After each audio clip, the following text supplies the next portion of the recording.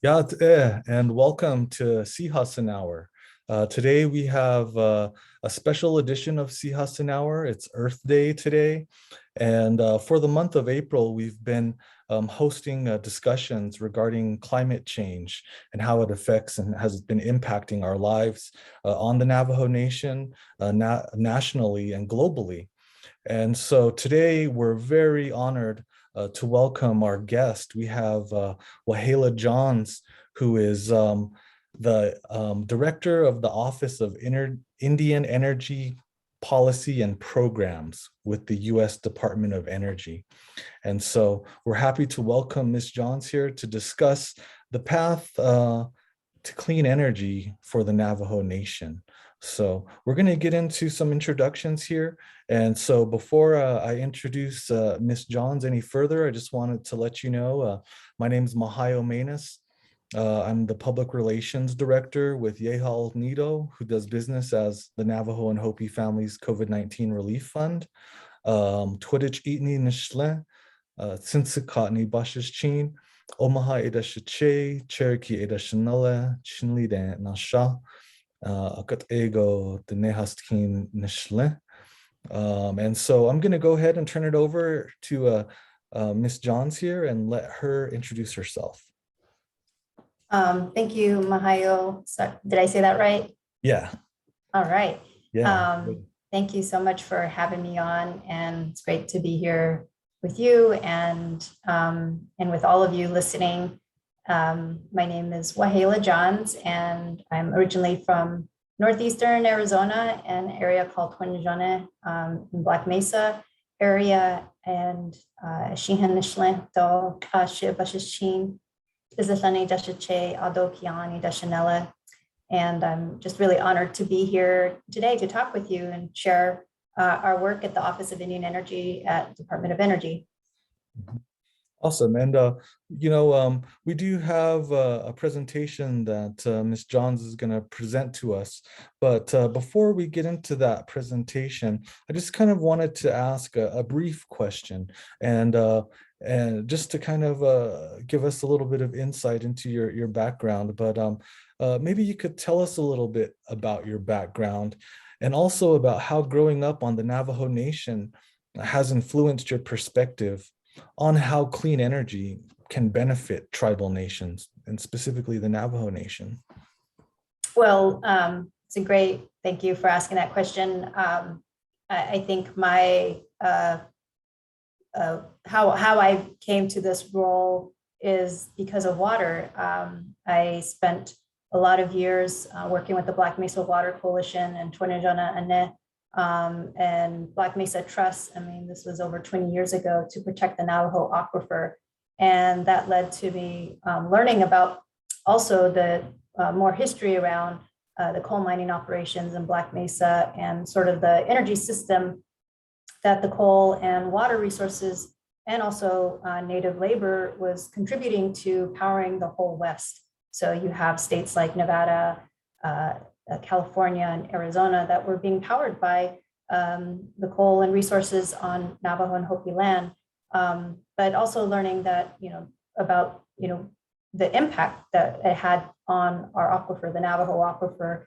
Peabody was using 3 million gallons a day to slurry coal through a 300-mile pipeline to Mojave Generating Station. And this led to a lot of learning and also understanding about energy production and all of the former lease agreements between Navajo Nation and Hopi tribe with, back in the 60s and 70s. And so I got really involved and started to think about, what's next in our communities? How can we be thinking ahead around energy that's really producing power for ourselves, but also for our communities, and looked at renewable energy, and in particular wind and solar, and just like options that could power residential homes, but also our communities and our tribal buildings, and so that sort of led me through this research on how our communities in the Southwest, not just Navajo and Hopi, but throughout the Southwest, just have an abundant renewable energy resources there. So Mhm. So that's how I got started in my work. That's awesome. Thank you. I appreciate that. And I do remember some of your work and your work with the Black Mesa Water Coalition, protecting the aquifers. And those are things that are super important, especially as we fast forward 20 years and we look at those aquifers and we see how they've been impacted by mining and any other types of legislation or even extractive of mining. So those it was important work, and it is important work that you're doing, and we're very grateful to see you at the federal level. So as our topic is the path to clean energy for the Navajo Nation, I know you have a bit of a presentation. So if you could, yeah, we can go ahead and get into that right now. And you might want to go ahead and pull up your slide. So Okay, let's see. awesome. Give me a, Sure. did that go? Yeah, Can you see that? we can see Can it. you Yeah, see that? definitely. So Okay. It's not showing up in my, oh, there it goes. Great. yeah, there we go. All right. So yes, I'll go through these slides quickly, and I'm sorry. This was a slide deck that I pulled together yesterday, and the dates are there, but this is me, and I already talked about my background. I'm wearing the same jacket.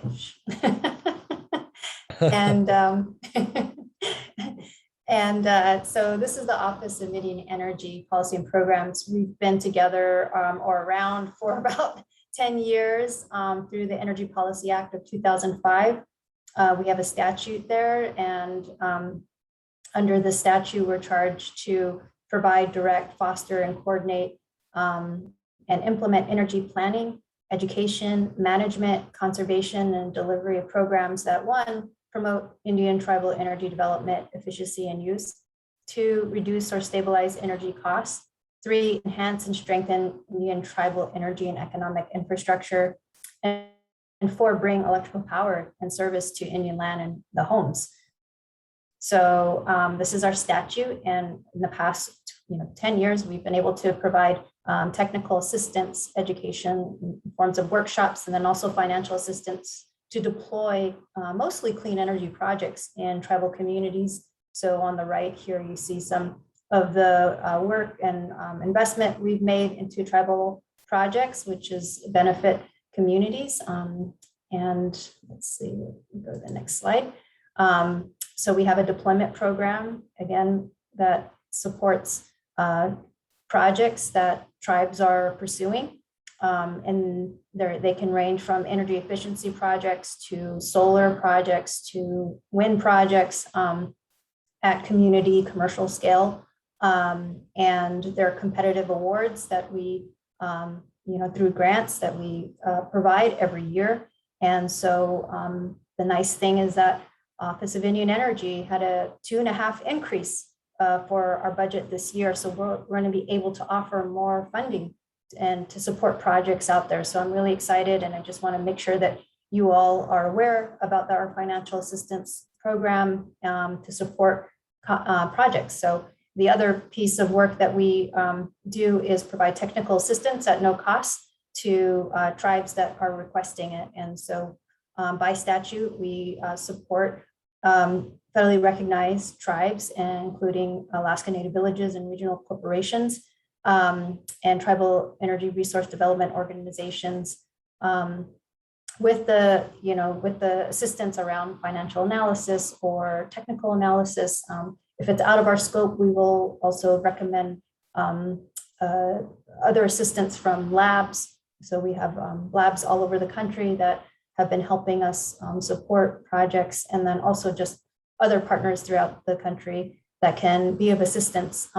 The other piece is that we provide monthly workshops and webinars, and so we really are hoping now that COVID is maybe hopefully going to get better, to be more available to do education and capacity building in communities. So we have a website. It's an amazing website. Go see it at the Department of Energy. If you look up Office of Indian Energy, we provide monthly webinars, newsletters, and you can request a newsletter, and we update it regularly. So you'll get updates on funding opportunities outside of DOE. And so, because we're all, we all work with other agencies on opportunities that are focused to support tribes. So we also just did a listening session last fall on, we're doing an energy access and reliability report that's due at the end at this summer.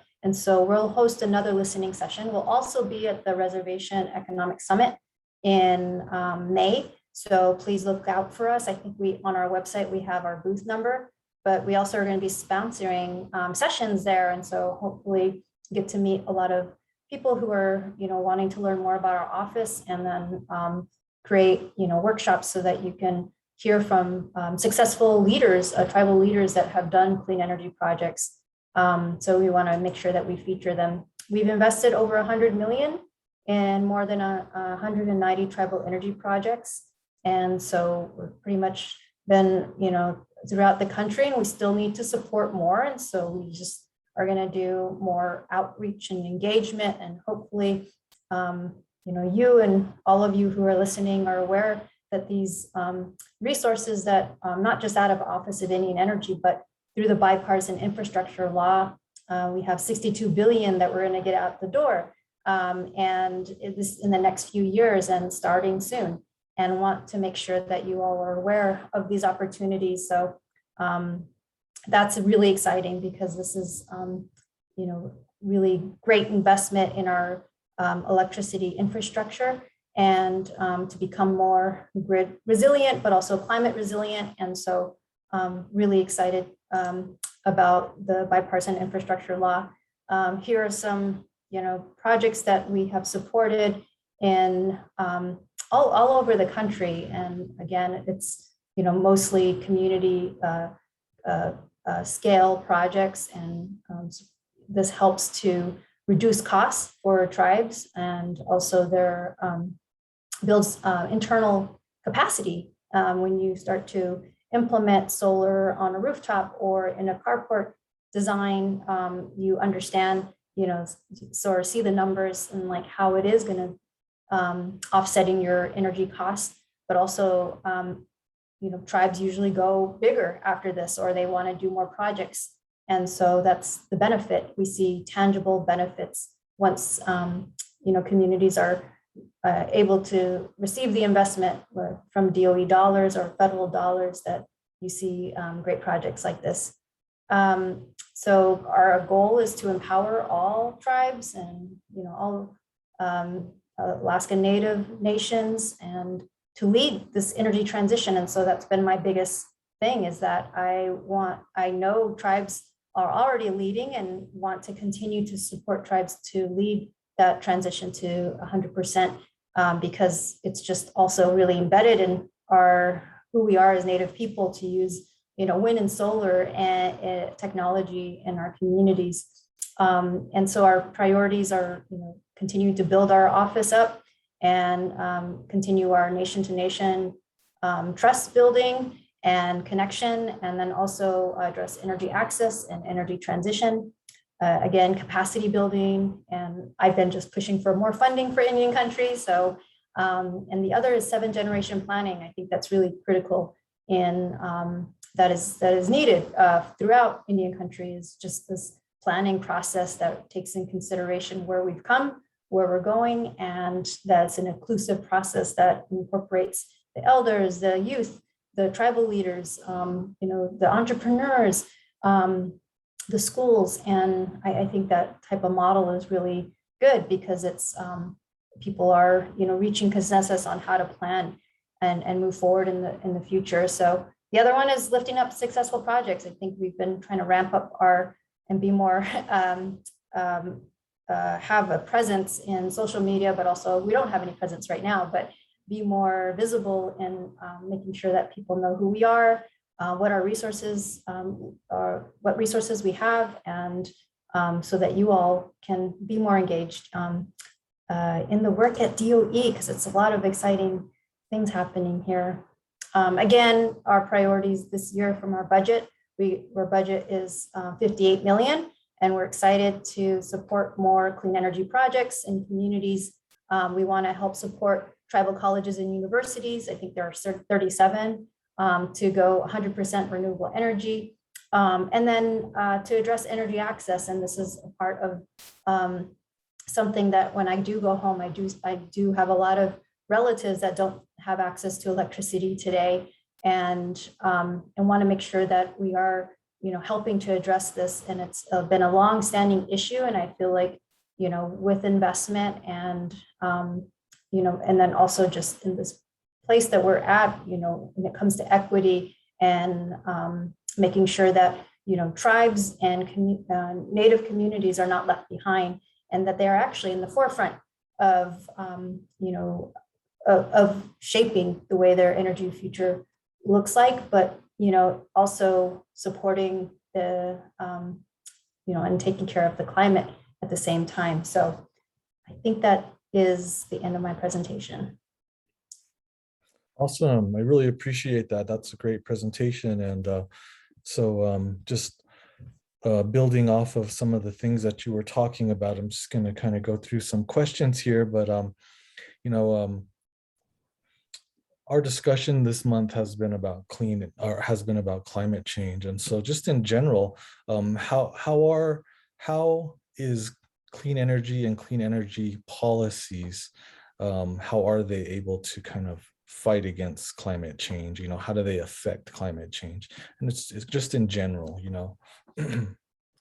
Yeah, I think this bipartisan infrastructure law has been one of the is going to be foundational to how to address some of the climate, I guess, crisis that we're in. A lot of we've seen the warming of Mother Earth, in the past. I mean, people have seen it since the 70s or earlier, and indicators of, the warming, how the warming of the planet has shifted the weather patterns. And now we have more drought, or we have more, people are saying we have more wind now, and fires and subsidence, that's happening on coastal areas. And yeah, so we are seeing the changing and migration of animals, and also trees, that are starting to they're starting to dry up. And I know this is true in the Colorado Plateau area. But I do think these policies that have been passed, are addressing some of the, reduction of emissions from the way that we've been producing power globally, but also nationally. And Department of Energy and this administration is really trying to push and implement and deploy clean energy projects as soon as possible, so that we can help offset our carbon emissions. Our goal is to get to 100% clean energy by 2035 and to net zero by 2050. And so that's been our charge. And it's been, for me at the Office of Energy, I just really want to make sure that tribes can participate in this clean energy economy, and that they can generate jobs, but also revenues from these projects. And we are hearing all of the successes, but also all of the barriers that tribes have now to be able to put clean energy on power lines, or permitting, and many challenges that tribes are seeing today. That's something that we are aware of, and that we are, this administration is really working on to make sure that there are some shifts that happen, and that we can all participate in this economy. So yeah. Awesome, that's great. And I know that you mentioned challenges, but we'll get back to that. But here on the Navajo Nation, we did have the shutting down of the Peabody mine, and even in that area, in that immediate vicinity, even before the mine was shut down, we did have a solar farm come up over in the Kayenta area. Today, our weather is windy. Boy, we've been having a windy week for just the past week. So these are some things that I can see that we should be implementing certain projects. And when we talk about clean energy, we talk about solar energy, wind energy, geothermal, hydro, etc. By your view and perspective, what are some viable clean energy projects that tribes can implement, or that you're seeing tribes implement, nationally? Yeah, it's exciting. We were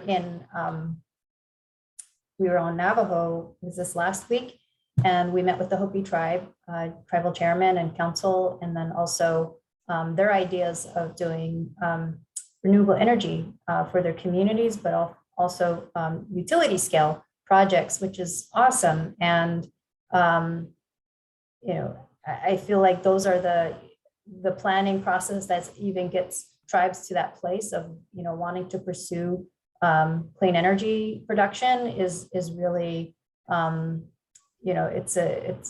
it's inspiring, and but also weighing the community's needs and the cultural piece that is also important in shaping the decision-making process as well. And that's something I really appreciate. For Navajo, we went through the Black Mesa region, and I took the Secretary of Energy there to meet with Hopi tribal chairman and also the Navajo Nation president and council delegate Nathaniel Brown from Kienta. We actually visited the Kienta solar farm and then met with community members, Navajo tribal community members that don't have access to electricity today. And then a proposal to use microgrid, renewable energy microgrid to support power for those homes. And so it was, I think that their communities and tribal members have been strategizing, and there are entrepreneurs that have been working at this for a while. So it's not sort of new. And I think that many times these initiatives just need to be supported as well and invested in tribal nations, because we all have entrepreneurs that are there, and the engineers and the electricians, and that's the workforce from also the mining people who used to work in the mining field. Is like they have a skill set, and that could also be transferred to some of these clean energy projects. And you have Moapa Solar Field in Nevada too. That is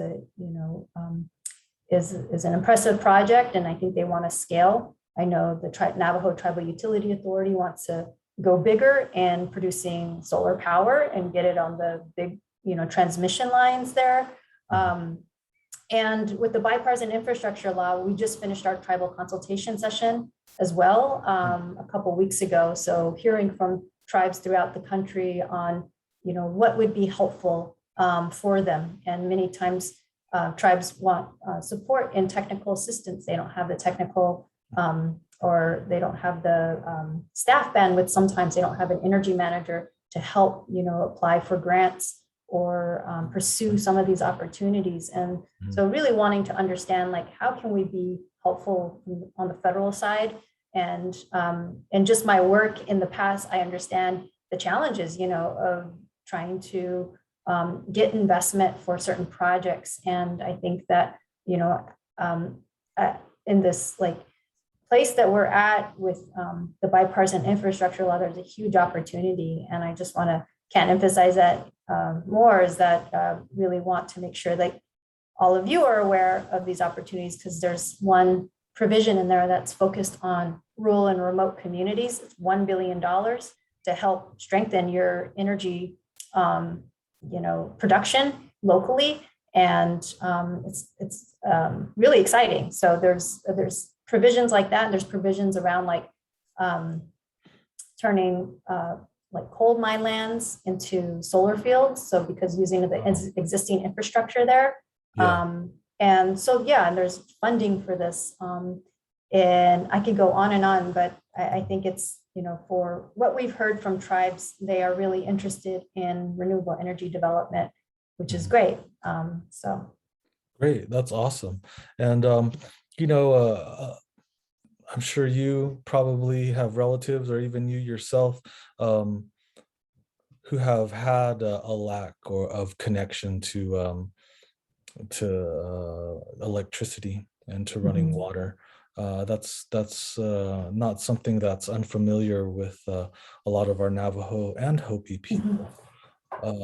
And our people have been, you know, we always say resilient, but they've been strong throughout the years to be able to even in this day and age still exist or not exist, but Mhm. still just thrive by hauling water, by living without electricity. But at the same time, you know, there seems to be such a huge inequity gap between our nations, our tribal nations, and you know the outside nations that they exist in. You know, the outside states, Mhm. where you know, a lot of people are able to just access electricity and you know plug their TVs in, plug their Mhm. refrigerators in, turn on their faucets. During the pandemic, um, we were affected by these types of lack of infrastructure or access Mhm. to uh, to electricity and to water. Our people weren't able to just easily turn on the faucets, you know, and some of the things that were being that were being implemented in terms of safety protocols were like wash your hands, you know. And you and I both know that some of our people, we can't just get to the faucet, you know, and turn it on. Yeah. And it's different. So, you know, it's different for people off the res. And Mhm. so a lot of people don't really understand those things. However, um, you know, how viable do you see, you know, something like solar um, in terms of kind of implementing those kind of projects affecting our people? You know, Mhm. we do have, like you're saying, some large scale projects that might be in the Mhm. process of being considered, and we do have a lot of nonprofit organizations or more um, grassroots organizations who are trying to push things like, you know, getting our people connected through solar. Do you see that?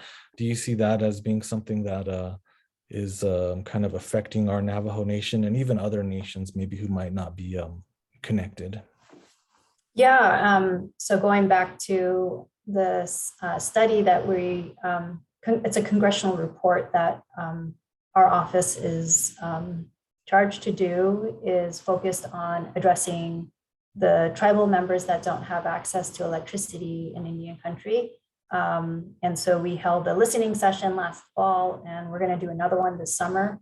Um, and to hear more, about the challenges of electricity in rural and remote communities like Navajo and Hopi, and also in Alaska and the Northeast, we've heard from different tribal members that where the price of diesel is really expensive and gasoline is really expensive for remote rural areas, and families that are low income, it hits them much harder. I think 1/3 of their limited income is used on gasoline generators to power them. And the fuels like propane and kerosene are much more expensive and also, harmful, as far as the off-gassing of pollution to health. And in my previous role, that was something that we were interested during COVID, is trying to address the energy access on Navajo and Hopi because of these situations. I think I counted 2,000 families, and this was only 40% of Navajo chapters that didn't have access to electricity. Visited many homes throughout Navajo and Hopi. And so I do, and my family lives off grid as well. My mother and my father, they understand what it's like to live in a rural, remote area. They don't have access, to a grid line, or they haul water. And so when I do go home, and all my relatives, I say that our people are really conservative, the most conservative around water, because they know how to use it well. They respect it, and they use every drop, carefully. We don't waste water. Definitely. And the same thing goes with energy.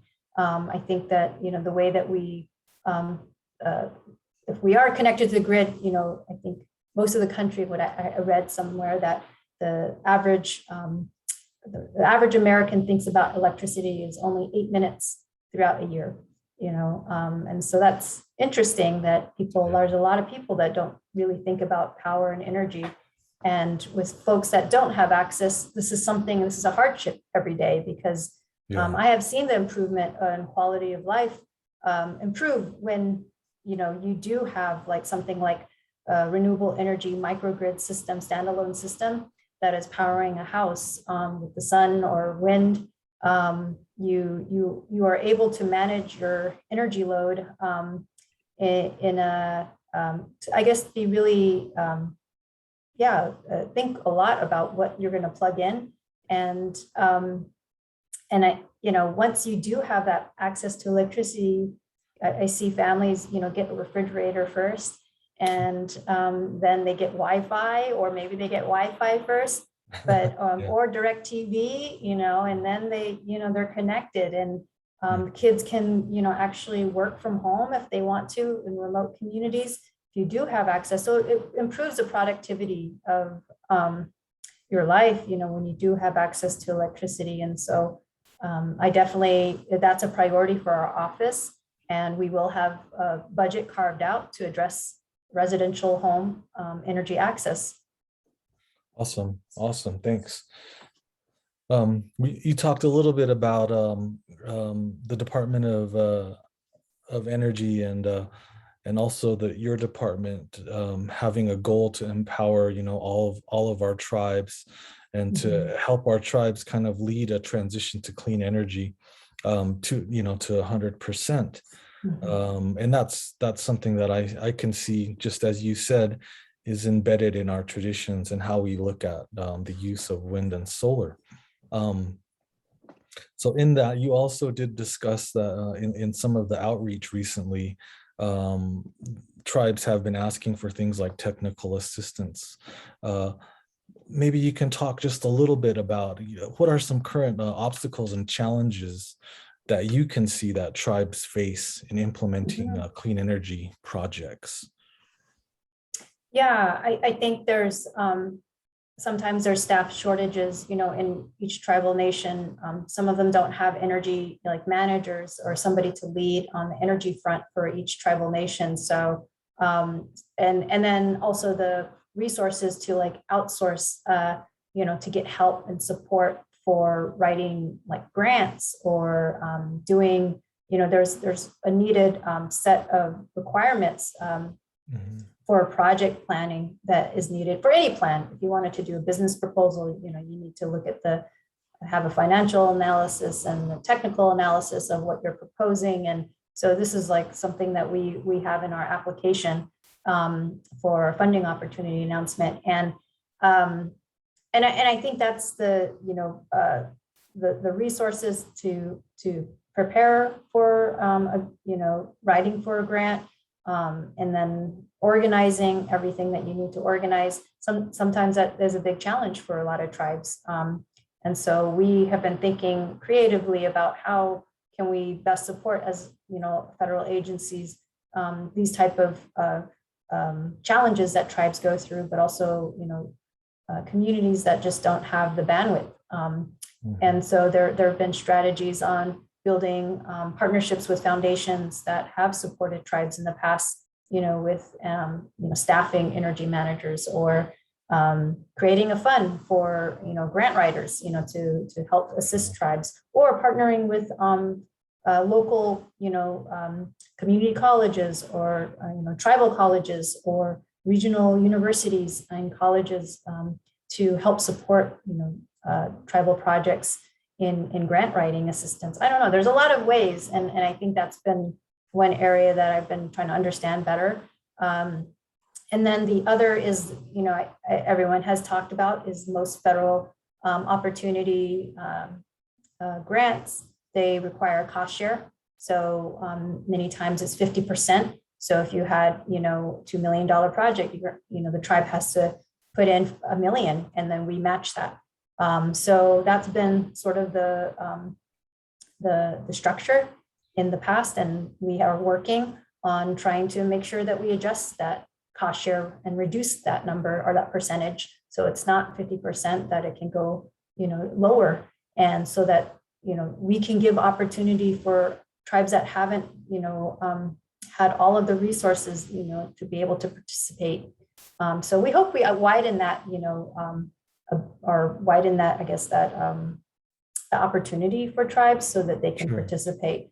The other piece, I mean, there's a lot of pieces, but when you get to the bigger scale projects, I think that comes with, tribes finding a loan or a lender to, help invest in clean energy projects, because some of these projects can go 10 million on up, and yeah, it's really, it gets, you start to look at permitting and many requirements that are needed to do projects.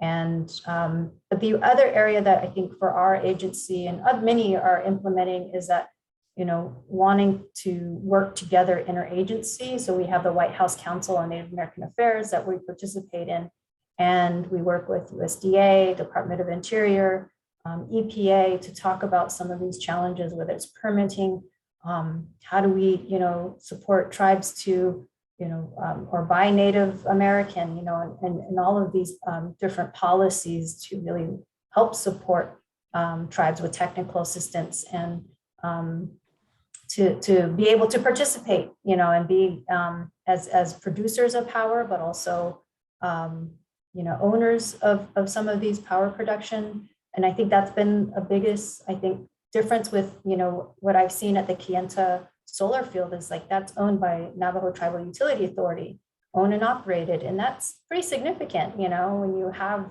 a tribal utility that can say that and actually demonstrate that. So we hope that that could be a model for many tribes, is that, whether they form a utility or just even as a nation, to be able to own, these projects and receive the benefits and generate revenues for the community is really important. So there's a lot of ways. And I think for the other pieces on the equity, this administration is all about making sure that this is equitable.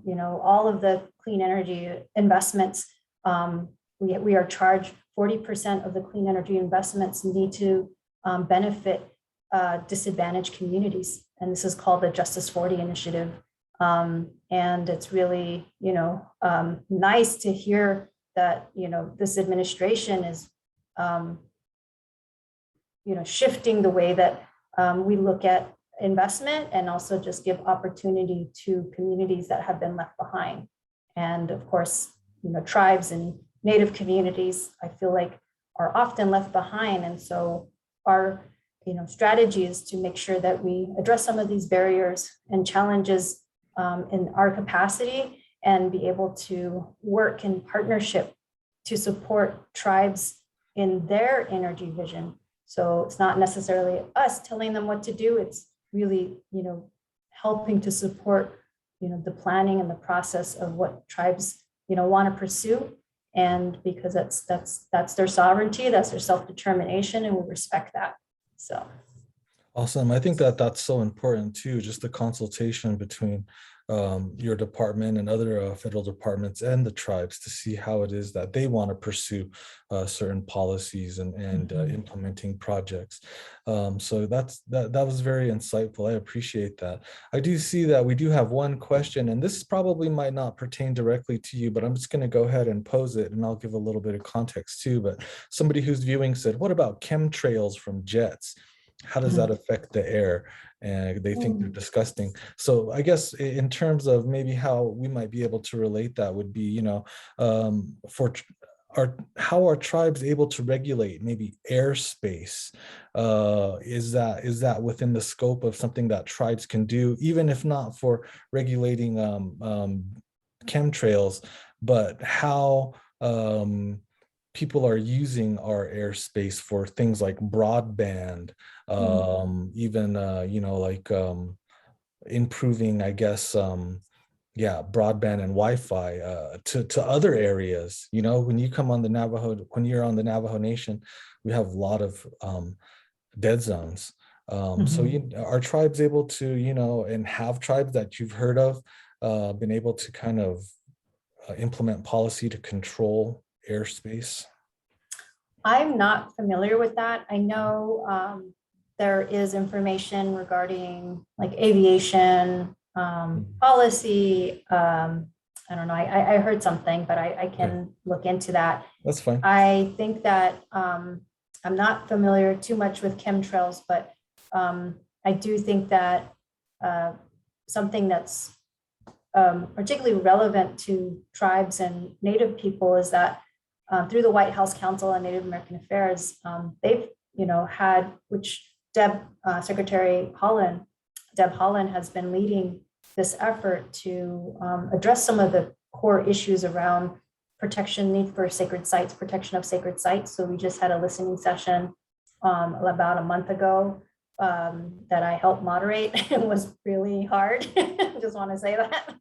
But it was informative for me to hear the diverse perspective on protection of sacred sites, and that, you know, for Indigenous people, that means everything. You know, it's land, but it's also you know, for us, it's all around us. You know, and I think that includes air and the air quality, because you know, when it comes to pollution, that definitely, you know, that contributes to something that is, and especially with greenhouse gas emissions, to, you know, changing climate. And I think that right now we do have this opportunity to help, you know, inform, like have tribal input to an engagement on using traditional ecological knowledge, the wisdom, the Native wisdom that we all have from our family, from time immemorial, that can help shape policy that is respectful towards Native people in our communities.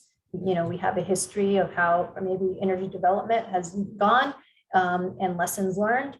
And because of that traditional ecological knowledge, it's going to be important to, you know, have that guide us, and, you know, in the way that we're moving forward in how we plan, because our whole, you know, outlook as Indigenous people is really respecting nature, caretaking of nature and our Mother Earth.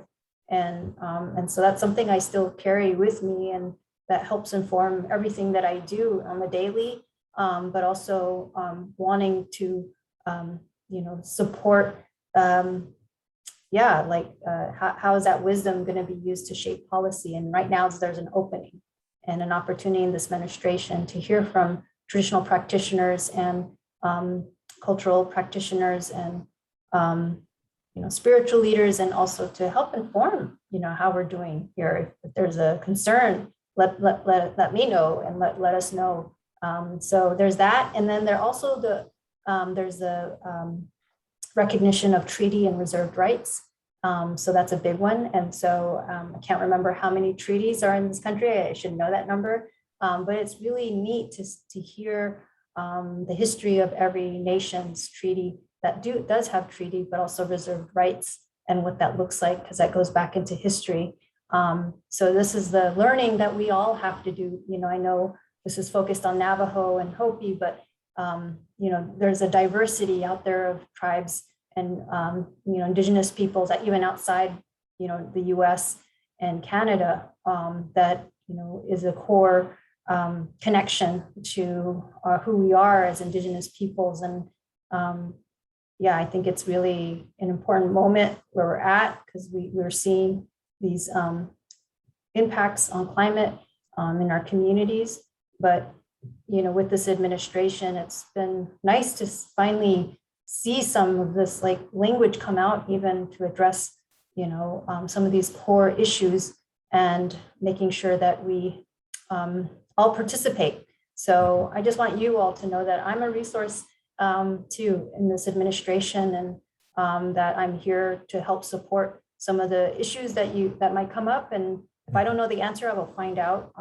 And I know Department of Energy, we cover certain topics, but, you know, can connect people to also the other agencies and what they're working on, water protection, air quality and whatnot. So through like the Environmental Protection Agency. Awesome. That's really awesome. And yeah, we are coming up on the hour, but I just kind of want to do a little bit of a flashback here, and just maybe you can tell us a little bit about when you were approached to become the director of your office, and what kind of work were you doing at that time as you kind of transitioned out of what you were doing into where you're at now? Well, yeah. So I was working for a really good organization. I can't say who. That's fine. But it was focused on renewable energy support for communities. And, I've always been about the people, because I understand the history and the challenges and just want something better for our people in our communities, because I know there's lack of infrastructure. So when this bipartisan infrastructure law came, I was like, this is for the areas that we gotta take leaders to these areas that don't have access to electricity, roads. I travel on an hour of dirt road just to get home. Yeah. And water, like you said, a lot of people haul water, and I think when you take leaders, to these areas and meet the people, it makes a huge difference, because you can talk about it, and show pictures, but I think actually, meeting people and going to the communities is really important. That's been one of my biggest stress here, is just like telling people, you got to go to the communities and see for yourself. Here, this is, and then also just the beautiful opportunities and partnership that can happen, with native business growth and the economy and clean energy. And so anyways, I know this is not your answer, but No, good. I just wanted to share that that's been my core thing for me, is just I'm about the community and the people. And Definitely. let's see, I got a call, like, I don't know, it was like in December, I think it was during Christmas time. And I'd interviewed a few times for Okay. this role, and I kept getting interviewed. And so I wasn't sure, because I sort of felt, yeah, well, it's fun, to get interviewed. And then Yeah. I didn't think, it was sort of a surprise, a huge Wow. surprise to me, because I didn't really, it wasn't part of, for me, it wasn't like, I was like, yeah, I'll do it. I'll see, I never thought about ever working for the government. If you had asked me a few years ago, I would be like, no, never ever thought I would ever be here in this role. So it's impressive, like how, Yeah, things sometimes work out like this. definitely. And I do think it's an honorable role to be in. And I'm, Right. definitely learning a lot and making the most of it. And really, again, just uplifting your work and all of the work that, I know people have put in for our people. And that, again, I'm a resource. And yeah, when I did get the call, it shifted everything. I had to make a quick decision to pursue it and move my family to Washington, D.C. So it's been a good journey so far, and I feel like it's going by really fast. Bet. And it's impressive how quick everything is going. But I do think it's a huge opportunity, and I do think that all of your work is so important. And I just want to honor the Navajo Solidarity Group and doing mutual aid during COVID, because you all were on the ground and did this work because of who you are and your hearts. And I told Ethel this, that gosh, like once we come out of this pandemic, I would love to have a meal with you all, and just really just be glad that we have come out of this. And yes, we've lost many loved ones as well, and this pandemic has hurt and harmed our communities and our people. And But I just want to say, like, thank you for your work. Awesome. Well, we want to go ahead and just reciprocate that gratitude, and thank you for the work you're doing, and helping our people, access these resources, consulting with our tribal nations. That's very important. And for us to have one of our own, a Navajo woman at this in this office, we feel very proud to be able to relate to you, and to see that you're making a difference as well too. So thank you.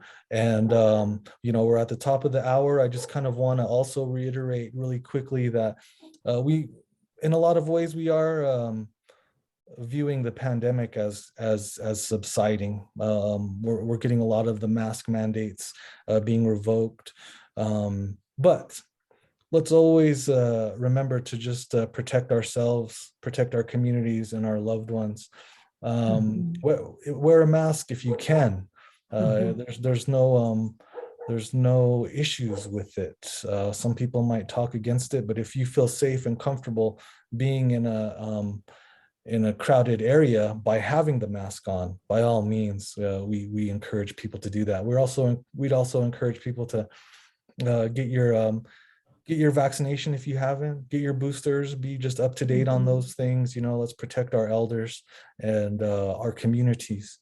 So I just want to thank you for taking the time and joining us today. And I hope our paths cross again. So I'm just going to go ahead and say Hagone, and you can say your last words too. Oh, thank you so much, and agree on the mask wearing. I went on a plane recently, and they just lifted the mandate, and very little people were on the plane were wearing masks. I wore my mask.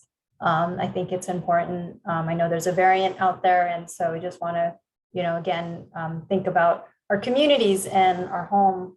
And yeah, and I appreciate this hour of talking with you all. And I hope that, I would also just stress that not to give up on all the work that everyone is doing. There's definitely, when you're pursuing something, there could be challenges and setbacks. And I just want to encourage everybody to not give up, students and, entrepreneurs that are, being creative in their fields, to not give up, because sometimes, it all pays off somehow, and I think that's really something I've been learning about, and, but also just being rooted in where I come from. So, and just appreciate all of you. So thank you. Awesome. All right, everybody. Ahehe and Hagone. Yeah, Hagone.